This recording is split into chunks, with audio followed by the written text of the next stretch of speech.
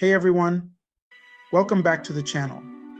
Today we're diving into the intense situation unfolding in Israel. Nationwide protests, mounting pressure on Netanyahu, and a nation in turmoil. Let's break it down. First off, tens of thousands of Israelis have taken to the streets of Tel Aviv and Jerusalem. They're demanding an immediate ceasefire with Hamas. The spark? The tragic discovery of 6 more hostages found dead in a Gaza tunnel, including Israeli American Hersh Goldberg-Polin. This heartbreaking event has fueled public anger and frustration toward Prime Minister Netanyahu's handling of the conflict, with many calling for his resignation. These demonstrations are the largest in the past 11 months of conflict, a mix of grief and outrage. Protesters are urging Netanyahu to prioritize the safe return of all remaining hostages and end the ongoing violence. The nation is deeply shaken by the deaths of these hostages, confirmed to have been shot at close range.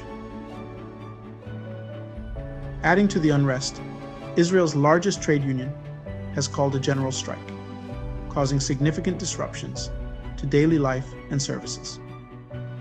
Protesters even breached barriers near Netanyahu's residence, while airlines were forced to halt some flights due to the escalating situation.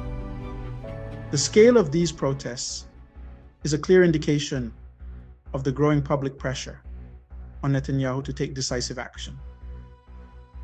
Now let's talk about Netanyahu himself. He's facing mounting criticism from both the public and his political opponents.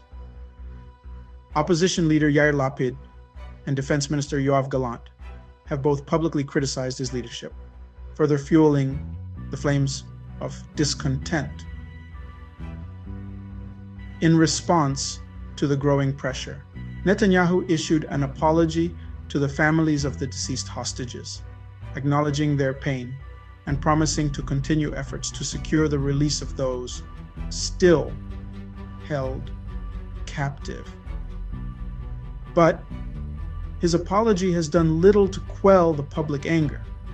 Calls for his resignation are growing louder every day.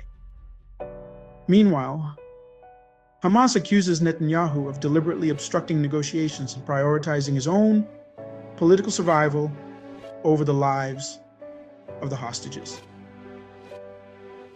This blame game complicates the already tense situation and casts a shadow over the prospects of a swift resolution.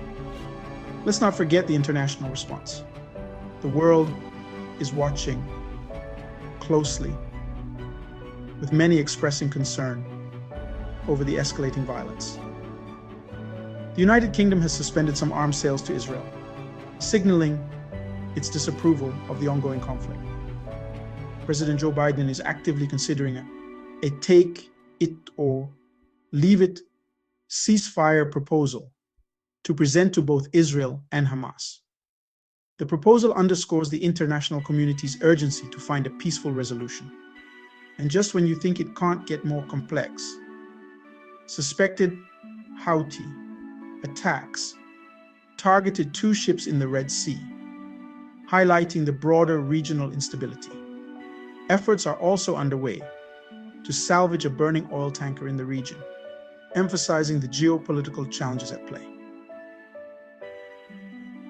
In these turbulent times, the situation remains fluid and rapidly evolving. Stay tuned for more updates as they come. Thanks for watching, and don't forget to like, subscribe, and hit that notification bell for more breaking news. See you next time.